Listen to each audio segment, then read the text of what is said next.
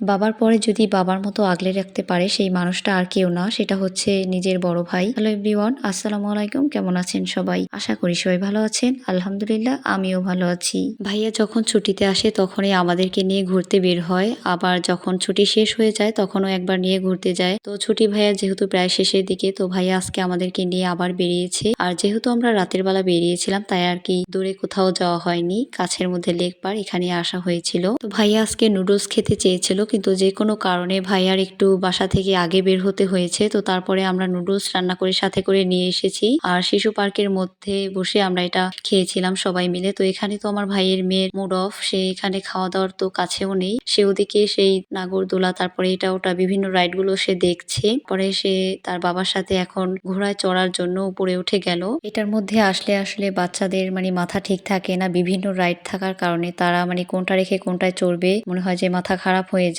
আর শুধু বাচ্চারা নয়, বড়রাও খুবই এনজয় করে, আর এটা দেখলে আমার মাথাটা ঘোরায়। আমি কখনো এসবে উঠিনি, তবে বাচ্চারা খুবই এনজয় করে। লেক পারে আসলে বাচ্চারা আসলে লেক দেখে তো ওরা ওরকম ভাবে কোনো উপভোগ করতে পারে না, কিন্তু এই শিশু পার্কের ভিতরে গেলে ওরা এত পরিমাণে খুশি হয়, ওদের খুশি দেখেই খুব ভালো লাগে। শিশু পার্কে আসলে এই দোলনায় তো সহজে চান্সই পাওয়া যায় না চড়ার জন্য। তো আমরা অনেকক্ষণ অপেক্ষা করছিলাম, যখন মানুষ কমে গিয়েছে তো তখন আমার ভাইয়ের মেয়ে আর আমার ভাই দোলনা খাচ্ছিল, সেটা আমি আবার একটু ক্যামেরা বন্দি করে নিলাম। ভাইয়া প্রত্যেকটা রাইডে ওকে চড়াচ্ছিল, ওর কাছে খুবই ভালো লাগছিল যতক্ষণ পর্যন্ত এটার মধ্যে ছিলাম। শুধু ও কেন, প্রতিটা বাচ্চা এটার ভিতরে ঢুকলে যে ওরা কি রেখে কি করবে দিশেহারা হয়ে যায়। এখানে তো অনেক রাইডে আমি দেখছি বড়রা এনজয় করছিল, খুবই ভালো লেগেছে।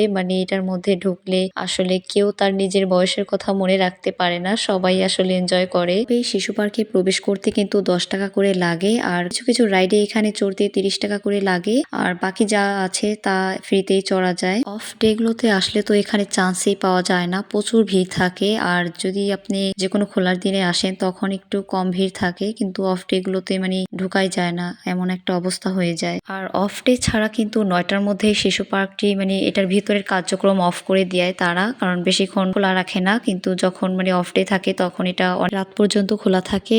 মেবি 10টা হতে পারে, তবে অত রাত পর্যন্ত থাকা হয়নি তাই আর কি আইডিয়া নেই। তো তারপরে ঘুরে আমরা এখন এখান থেকে চলে গেলাম। লেকের পার দিয়ে থাকে অনেক খেলনার দোকান, তো সেগুলো দেখে তো আমার ভাইয়ের মেয়ে তার বাবাকে টেনে সেখানে নিয়ে যাচ্ছে। তো যাওয়ার পরে সে এখানে কি করবে একটু করে আগাচ্ছে, আর তার বাবাকে সেই খেলনাগুলো দেখাচ্ছে, তার সবই লাগবে, তো সে যেটা দেখছে সেটাই কিনে নিচ্ছে। মেয়েরা আসলে বাবার কাছে একটু বেশিই আবদার করে। তো তারপরে সে একটা পাখির বাসা নিয়ে, লেকের পাড়ে ছিল খুবই অন্ধকার, তো সেটা জ্বালিয়ে হাঁটছিল। তো তারপরে আমরা চলে এসেছিলাম ডিসির ব্রিজ, এখানে ফুচকা খাওয়ার জন্য। ইউনিক ফুচকা হাউজে এসেছিলাম, এখানের ফুচকাটা আমার কাছে বেশ মজা লাগে। তাদের দোকানের নামের সাথে তারা খাবারের মানটাও ঠিক রাখার চেষ্টা করে, তবে সবার কাছে ভালো নাও লাগতে পারে, আমার কাছে বেশ মজা লাগে, তো সেটাই আমি বললাম।